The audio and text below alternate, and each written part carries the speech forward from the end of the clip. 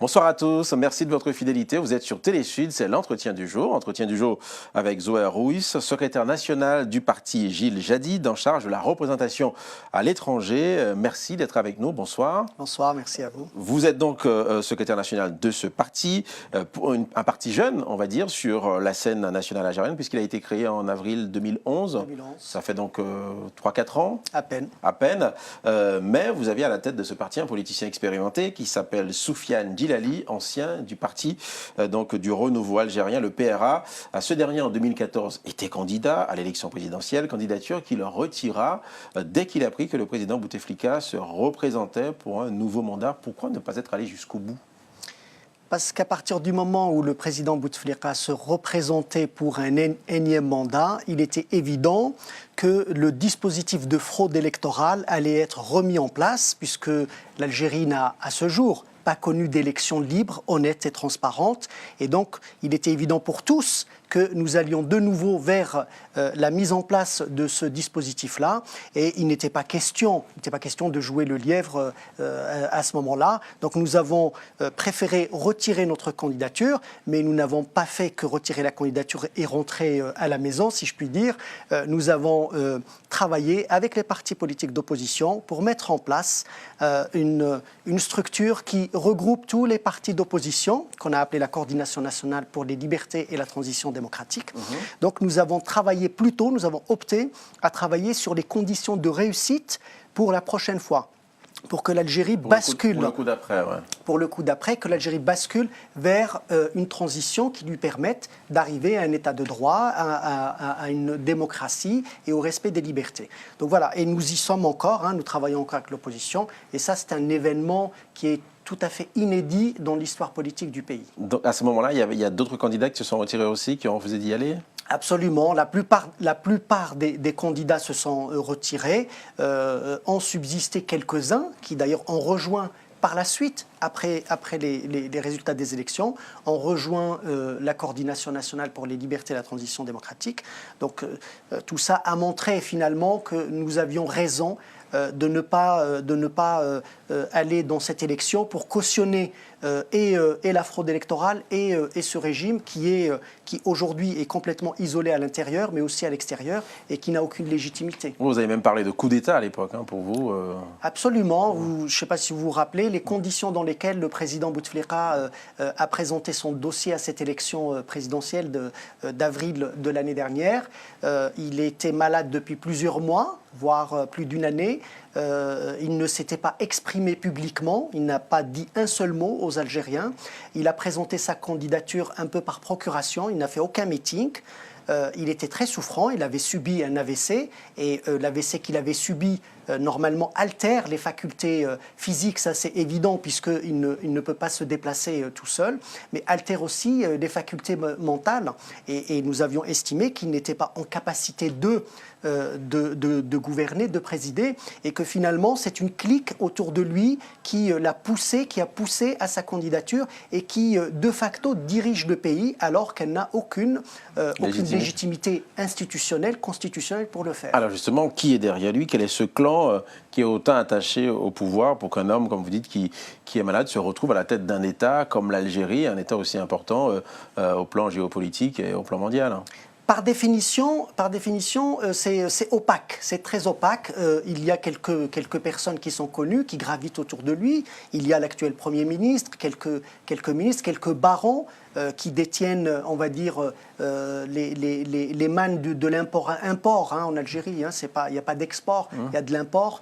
Et donc c'est plutôt ce qu'on appelle la mafia politico-financière de manière assez commune des militaires en aussi. Algérie. Probablement, rien ne peut se faire sans eux de toute façon. Voilà, et au-delà de ça, c'est cette situation, cet état de fait qui n'est pas acceptable et qui peut que nous amener vers des situations difficiles, conflictuelles, comme l'ont connu d'autres pays qui sont pas très loin de chez nous. La population algérienne, quel est son point de vue sur cette situation ? La population algérienne est comme désabusée par rapport à une situation. Parce qu'il y a quand même des gens qui soutiennent Bouteflika. Je ne crois pas en tout cas, et en tout cas pas à hauteur de ce qu'ils annoncent comme résultat aux élections. En tout cas, on a une population complètement désabusée, qui a perdu confiance dans ses gouvernants, une population qui craint aussi le retour à la violence, puisque l'Algérie a connu dans les années 90 une violence inouïe, qui fait qu'aujourd'hui les Algériens ne sont pas prêts à ce qu'il y ait des affrontements pour le pouvoir. Ils ne sont pas prêts à s'engager massivement avec tel ou tel parti. C'est ce qui explique le calme qu'il y a eu en Algérie pendant la période des printemps arabes. Voilà. C'est ce qui explique que ça n'est pas tellement bougé, on va dire, avec ce qu'on a appelé le printemps arabe, et que l'Algérie n'a pas connu ça. Voilà, une population dans l'expectative, mais qui commence petit à petit à prendre conscience un petit peu de ses droits, qui a envie d'exercer ses devoirs, qui regarde avec intérêt ce qu'est en train de proposer l'opposition, puisque l'opposition, comme je l'ai dit tout à l'heure, a uni ses forces. Elle s'est mise d'accord pour une fois, vraiment de manière très inédite, s'est mise d'accord sur la façon de sortir de la crise, chacun gardant son propre projet. Mais les partis se sont mis d'accord ensemble pour qu'il y ait d'abord une élection présidentielle, parce qu'aujourd'hui, faute d'avoir un président, donc il faut faire des élections présidentielles. Et avant cela, il faut mettre en place une instance de suivi et d'organisation des élections qui soit complètement indépendante du pouvoir. Dans quelle échéance, selon vous, qu'il faut ? Le plus tôt possible. Parce que pour vous, pour l'instant, ce qui se passe aujourd'hui, c'est pas... il n'y a pas de pouvoir politique en Algérie. Il n'y a pas de président légitime. Présent qui exerce pleinement ses attributions. Voilà, nous n'avons pas de président qui exerce pleinement ses attributions, et pour cause, il est malade. Donc il va falloir revenir, puisque nous, en Algérie, c'est le président qui a la plupart des attributions. C'est lui qui peut engager l'Algérie sur l'avenir. Et donc, c'est là-dessus qu'il faut travailler. Et je parlais de la population. La population s'engage de plus en plus. On le voit avec l'histoire du gaz de schiste dans le sud du pays. Oui, il y a eu des manifestations dans le pays. Oui. Voilà, depuis quelques mois, les populations de Ain Salah, qui est une ville, une wilaya du sud du pays, s'est soulevée parce qu'il y a de l'exploration du gaz de schiste, fait notamment par Total, alors qu'en France, on ne le fait pas. La France considère qu'il y a probablement des risques à faire de l'exploitation de gaz de schiste, mais Total veut bien le faire en Algérie, et le régime algérien lui propose de le faire. Et Soufiane Djillali, donc votre leader, est allé sur le terrain pendant 3 semaines, rencontrer ces gens. Il dit que c'est une véritable poudrière. Il ne comprend pas qu'avec ces mannes financières, et que ces gens-là, il n'y ait pas le minimum d'équipement sur place. Et ça aussi, c'est un des facteurs de mécontentement. Absolument, il y a ça, mais il y a aussi une vraie crainte des populations sur les risques sur l'environnement et sur la santé de l'exploitation du gaz de schiste. Tout ça pour dire que les populations bougent sur des dossiers d'avenir, des dossiers structurants et importants qui les touchent. Donc les populations commencent un peu à reprendre un peu leurs droits pour manifester et dire qu'ils ne sont pas pour. Et le 24 février prochain... Vous allez faire, donc il y aura des manifestations en Algérie et en France sur ces questions-là. Tout à fait. Ce mardi 24 février. Le 24 février, c'est l'anniversaire de la nationalisation des hydrocarbures. Ça veut dire demain, oui. Voilà. Et ça, c'est l'avenir du pays. Donc symboliquement, sur tout le territoire du pays, la Coordination pour les libertés a appelé, et la transition démocratique a appelé à des rassemblements à travers tout le pays, le 24 février, mardi 24 février, pour signifier notre solidarité avec les populations du Sud, et pour dire non à l'exploration et l'exploitation du gaz de schiste.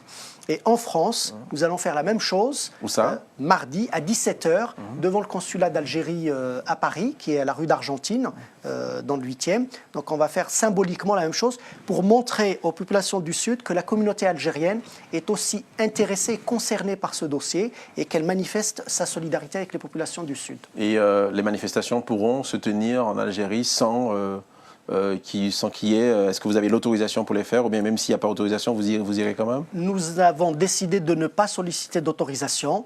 C'est le droit de tout Algérien de s'exprimer.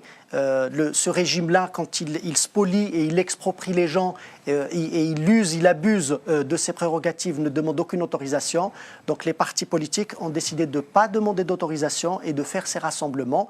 Il s'agit d'une affaire nationale. Il ne s'agit pas de perturber qui que ce soit ou de créer des troubles. Nous ne croyons pas à un changement le trouble, mais plutôt par l'implication des citoyens dans ce type de dossier et pour soutenir les partis d'opposition. Alors, vous considérez-vous que l'un des plus gros échecs de ce régime, c'est qu'il n'ait pas su, montrer dans la vie pratique des gens, de la vie quotidienne, l'importance de cette manne autour du gaz? On parle de 60 à 70 milliards d'euros que ça rapporte à l'Algérie, et dans les faits, ça ne se voit pas. Comment ça s'explique, ça? Ce régime a gaspillé toutes les opportunités qu'il a eues au moment où le baril était à plus de $100. Il n'y a pas eu de développement à l'intérieur du pays, il n'y a pas eu de création de richesses et créatrice d'emplois sur place. On a plutôt privilégié les importations. L'Algérie importe des milliards et des milliards de dollars chaque année, et c'est comme ça que le régime maintient le calme social et la paix sociale. Il achète la paix sociale de cette manière. Et aujourd'hui que le baril est au plus bas, il est descendu jusqu'à moins de $50. Bon, là, il a repris un petit peu de couleur. Le régime commence à paniquer parce qu'il voit bien qu'il ne pourra plus, dans les 18 à 24 mois qui arrivent, il ne pourra plus financer les importations. Et donc, il ne pourra plus acheter la paix sociale, et que nous allons probablement vers des événements comme l'Algérie a pu en connaître en 88, où il y a eu des soulèvements populaires. Il y aura des pénuries ? Des pénuries, puisque à l'époque, déjà en 88, le baril était descendu à $16. Et donc, ça a donné ce que ça avait donné. Plus de 500 morts, etc.